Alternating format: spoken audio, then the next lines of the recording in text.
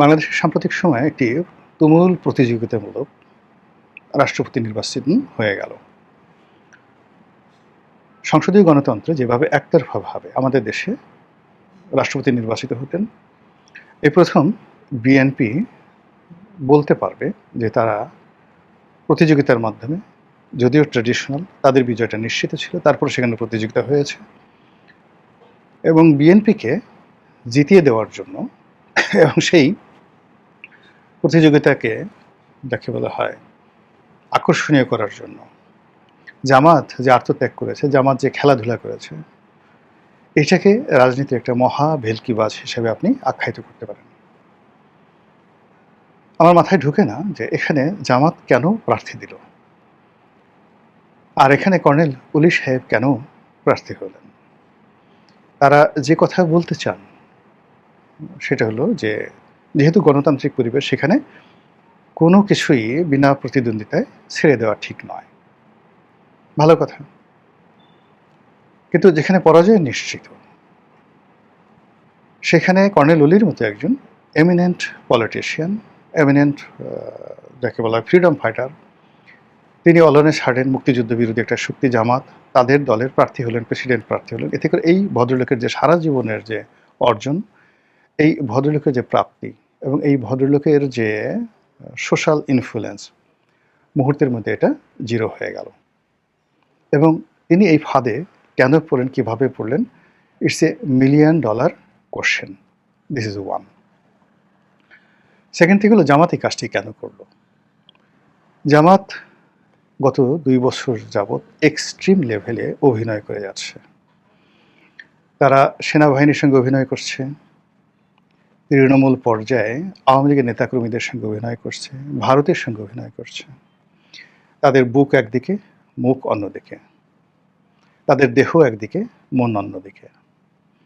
তারা ডক্টর মোহাম্মদ ইউনূসের বন্ধু হওয়ার চেষ্টা করেছে, পাকিস্তানের বন্ধু হওয়ার চেষ্টা করেছে, আবার ভারতের সঙ্গে যে বন্ধুত্ব করবে না এই কথাও তারা বলেনি। তারা বিএনপির সঙ্গে বন্ধুত্ব করার চেষ্টা করেছে, জোট করার চেষ্টা করেছে, আবার বিরোধী দল হয়েছে। তারা সংসদে এক ধরনের আচরণ করে, সংসদের বাইরে এক ধরনের আচরণ করে, এবং তাদের সঙ্গে সংসদের ভিতরে, সংসদের বাইরে জামাতের নেতাদের বক্তব্য এবং বিশেষ করে প্রধানমন্ত্রীর বক্তব্য, এগুলো দেখলে মনে হয় সব কিছু সাজানো, সব কিছু আমি এবং মামুদের একটা সাজানো নাটক, যেটা দেখে মানুষ বিনোদিত হয়।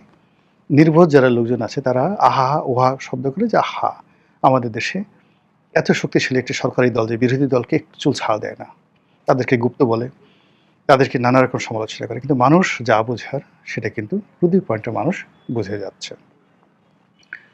এর ফলে কি হলো, ডে বাই ডে দুটো দলে কিন্তু ক্ষতিগ্রস্ত হচ্ছে এবং দুটো দলের যে সকল নেতৃবৃন্দ এই কথাগুলো বলছেন, সেটা প্রধানমন্ত্রী তারেক রহমান সাহেব হন, কিংবা জামাত সভাপতি ডক্টর শফিকুর রহমান হন, কিংবা প্রধানমন্ত্রী নিয়োগকৃত ডক্টর জাহেদ অথবা রাশেদ, তারা যেই হন না কেন, যে কথাগুলো তারা বলেন, এই কথার কারণে তাদের যে সামাজিক মান মর্যাদা, ইজ্জত, আবরু ডে বাই ডে কোন পর্যায়ে এখন নেমে গেছে, একটু আল্লাহর হস্তে একটু বিবেচনা করে দেখেন। একইভাবে এই যে দেখেন, একটা রাষ্ট্রপতি নির্বাচন হলো, দেশের যেহেতু 99% মানুষ সাধারণ চিন্তা করে, এলোমেলো চিন্তা করে, যে ঠিক আছে যেটা দেখে ওটাকে মনে করে সত্য, কিন্তু এর পেছনে 1% লোক আছে যারা একটু বিকল্প চিন্তা করে। তো যখন ঘটনা ঘটে, 99% লোক চিন্তা করছে হ্যাঁ ঠিকই তো, কর্নেল ওলি জনতার প্রেসিডেন্ট, নির্বাচনে প্রতিদ্বন্দ্বিতা হওয়া দরকার, আমরা কেন বিনা যুদ্ধে নাহি ছাড়িব, মানে সুচাগ্র মেদিনী, মেদিনী নামক রাষ্ট্রের একটা জনপদের একটা সুয়ের মাথায় যে পরিমাণ জায়গা দরকার, অতটুকু জায়গাও আমি যুদ্ধ ছাড়া ছাড়ব না।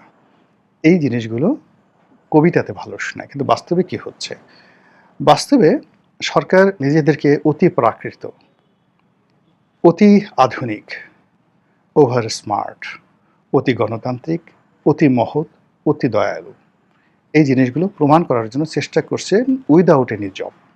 শুধুমাত্র অঙ্গভঙ্গি, শুধুমাত্র কথা এবং কিছু যাকে বলা হয় ন্যারেটিভ, বক্তব্য তৈরি করে এই মহত্ব তারা দেখানোর চেষ্টা করছে। সেটা গোলাপি বাস থেকে শুরু করে 100 টাকার খাবার, 100 টাকার খাবার থেকে খালকাটা, খালকাটা থেকে শুরু করে রাস্তার মধ্যে গাড়ি থামিয়ে প্রধানমন্ত্রী ময়লা আবর্জনা নিজ চোখ দ্বারা তিনি দর্শন করছেন। আবার এই জন্য মানে প্রশাসক পদে নিযুক্ত যারা লোকজন রয়েছেন তাদেরকে তিনি ধমকাচ্ছেন। এই বিষয়গুলো বেসিক্যালি আমাদের কোনো মৌলিক পরিবর্তন আসছে না।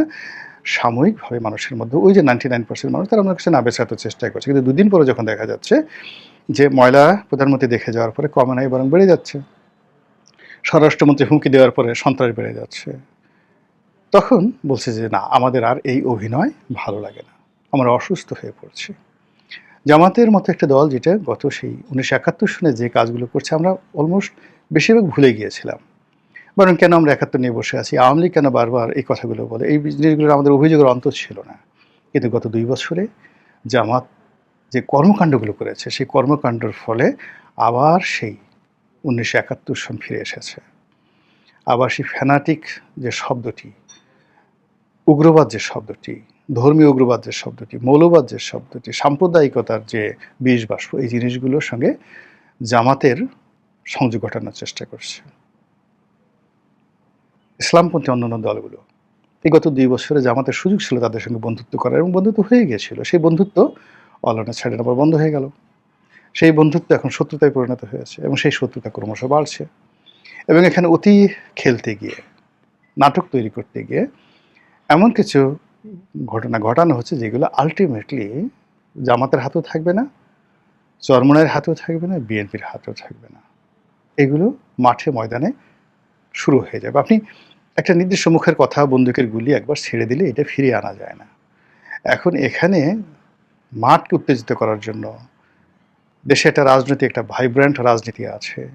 আওয়ামী লীগ নেই, এই অভাব কেউ পূর্ণ করছে মানে বোধ করছে না। সবাই ৬৬% লোক তারেক রহমানকে ভালোবাসছে। জামাতের সভাপতিকে সবাই মনে করছে রিয়েলি সে একজন ইমানদার বান্দা এবং তিনি দেশের একজন সত্যিকার অর্থে বিরোধী দলীয় নেতা, এইরকম শক্তিশালী বিরোধী দলীয় নেতা, ইমানদার, একিনদার, নরম, সরম, যাকে বলা হয় ইনসাফওয়ালা, এরকম বিরোধী দল আর নেই। কিন্তু যখন এর অভ্যন্তরীণ যে পলিটিক্সগুলো এটা বের হবে টুডে টুমরো, জামাতের লোকই বের করে দেবে। আধুনিক প্রযুক্তি কোনো কিছু থাকবে না। হয়তো কোনো বৈঠকের ছবি, হয়তো কোনো বক্তব্য, হয়তো কোনো ঘটনা, হয়তো দেখা গেল কোনো দুর্ঘটনা, এই জিনিসগুলো বের হয়ে যাবে। ফলে কি হলো, দুটো রাজনৈতিক দলের যে অস্তিত্ব সেই অস্তিত্ব নিয়ে টানাটানি হয়ে যাবে। ফলে কি হলো, এই যে একটা প্রেসিডেন্ট নির্বাচন হলো, এই প্রেসিডেন্ট নির্বাচনে আমরা দেখলাম যে জামাত তাদের প্রার্থী কর্নেল অলিকে নিয়ে দ্বিধার্সে তারা মুভমেন্ট করলো।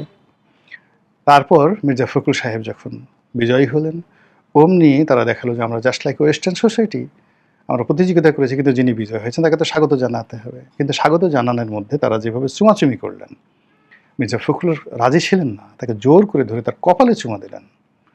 এই চারটিখানি কথা নাকি, কপালে চুমা দিলেন জোরে। এই বয়স্ক মানুষ, ৮০ বছর বয়স্ক একজন মানুষকে ধরে তার কপালে চুমু দিলেন, যেইভাবে তাকে বুকের মধ্যে জামাতের নেতারা জড়িয়ে ধরলেন। মির্জা ফখরুল সাহেব ছাড়াতে চাচ্ছেন, আশেপাশে বিএনপি লোকজন বিরক্ত হচ্ছে কিন্তু জামাতের লোক ছাড়বে না। আপনি যদি এই পীড়িত দেখাবেন, এই চুমো দিবেন, এই কুলাকুলি করবেন, আপনি কেন কর্নেল অলির মতো একটা লোককে নামালেন? আপনার যদি অভিনয় করতে ইচ্ছে করতো, আপনি জামাতের একজন বয়স্ক প্রবীণ লোককে বানাতেন। কিন্তু এই যে দেখেন, একটা মুক্তিযুদ্ধকে কলুষিত করার জন্য, একটি মুক্তিযুদ্ধের কিংবদন্তিকে যাকে বলা হয় জামাতের মাধ্যমে কলঙ্কিত করার জন্য এখানে কেবলমাত্র কর্নেল অলিকে বলি দেওয়া হলো না, একটা ইতিহাসকে, একটা আদর্শকে, একটা সেন্টিমেন্টকে। এবং মুক্তিযোদ্ধারা যে সহজে পারচেজ করা যায়, তাদেরকে, তারা যে লোভী, তাদের যে কোনো চরিত্র নেই, এই সমস্ত গালিগালাজ এখন এই কর্নেল অলির মতো লোককে বা যাকে বলা হয় মেজর আখতারুজ্জামানের মতো মানুষকে নিয়ে জামাত মূলত মুক্তিযুদ্ধকে এমন একটা ন্যারেটিভ তৈরি করে দিয়েছে যে মুক্তিযোদ্ধার যে সমস্ত লোকজন আমরা এত বড় মনে করি, এরা আসলে নাহিদ, হাসনাত, সার্জিস এদের চাইতে কোনো অংশে ভালো না, বরং ২৪-এ যেটা হয়েছে এটা অনেক অনেক ভালো। জানি না কর্নেল অলি কী অবস্থায় আছেন, তিনি কী ভাবছেন, কী করছেন, কিন্তু সর্বনাশ যা হওয়ার আলটিমেটলি আপাতত দৃষ্টিতে হয়ে গেছে। ইতিহাসের এই সর্বনাশের দ্বিতীয় যে পর্ব সেটা হলো ইম্পার্সোনালি যারা এই কাজটা করেছে, ইতিহাসের ধারাপাতকে অন্যদিকে প্রবাহিত করার চেষ্টা করেছে, ইতিহাসের সিস্টেমটাকে অন্যদিকে নেওয়ার চেষ্টা করেছে। দ্বিতীয় টার্মে এসে তারা যখন ক্ষতিগ্রস্ত হবে তখন আর উফ শব্দ করার মতো কোনো লোক থাকবে না। মহান আল্লাহ আমাদের সবাইকে হেদায়েত দান করুন এবং হেফাজত করুন। আসসালামু আলাইকুম ওয়া রাহমাতুল্লাহি ওয়া বারাকাতুহু।